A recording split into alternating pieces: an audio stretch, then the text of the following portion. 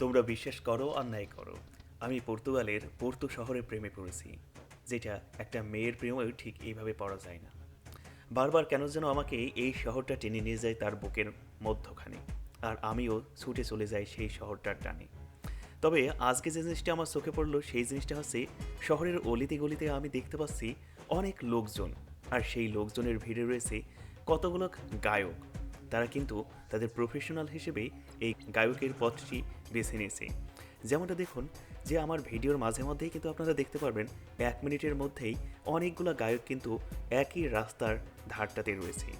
তবে এই গায়কগুলোকে ছাপিয়ে আমার কাছে সবথেকে যে জিনিসটি সবথেকে দারুণ লাগছিল, এই যে এই নিরবিচ্ছিন্ন একটা পথ দিয়ে হেঁটে চলা, আর রাস্তাঘাটগুলো ছিল খুবই পরিষ্কার পরিচ্ছন্ন। তাছাড়া দৌড় নদীর তীরবর্তী অঞ্চলে এই মধ্যযুগে ঘরবাড়িগুলা ইতিহাসের চরম সাক্ষী হিসেবে প্রতিস্থাপিত হয়ে রয়েছে, আর ইতিহাসকে যেন এখান থেকেই নাড়া দিচ্ছে আমাদের মনে।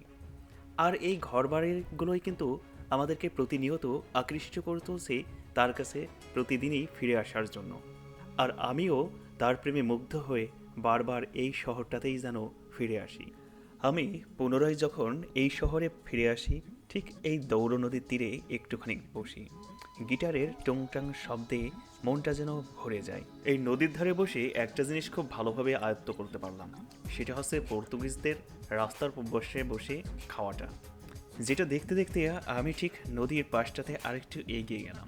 এখান থেকে বেশ কিছু দারুণ দারুণ নৌকা আমার চোখটাতে পড়লো। আমি কৌতূহলবশত একটু এগিয়ে গেলাম। তবে হলুদ কালারের নৌকা আসলে দারুণ অসম্ভব সুন্দর লাগছিল, যেটা ভাষায় প্রকাশ করার মতো নয়। তবে দৌড় নদীটাও কিন্তু বেশ দারুণভাবে আজকে ফুটে উঠেছে, কেননা আজকে যেন মেঘকে উকি দিয়ে রোদ একটুখানি উকি মেরেছে এই পোর্তো শহরেতে। আর এই পোর্তো শহরের লোকজনগুলোও সেই রোদটাকে কিন্তু দারুণভাবে উপভোগ করছে। আবার কখনো আমি ছুটে চলে যাই সেন্ট্রো দা পোর্তো কমার্শিওর একদম সামনেটাতে। সব থেকে মজার বিষয় হলো, সেন্ট্রো দা কমার্শিও পোর্তোর সামনেটাতে সুন্দর একটা পার্ক রয়েছে।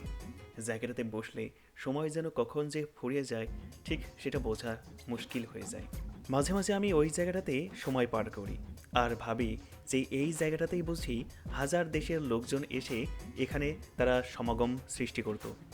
তারা একে অন্যের ভাব প্রকাশ করত, তাদের ব্যবসা বাণিজ্যে বিভিন্ন লাভ লোকসানের আয় ব্যয় বুঝি এখান থেকেই তারা কষতেন। তাছাড়া এই স্ট্যাচুটি আমাদের জানিয়ে দিচ্ছি, চলো সমুদ্রে আমাদের নোঙর ফেলার সময় হয়েছে। এখন সময় নতুন পথ চলা শুরু করার, সাহস নিয়ে সামনে এগিয়ে যাওয়ার এবং একসাথে নতুন সম্ভাবনার দিকে যাত্রা করার।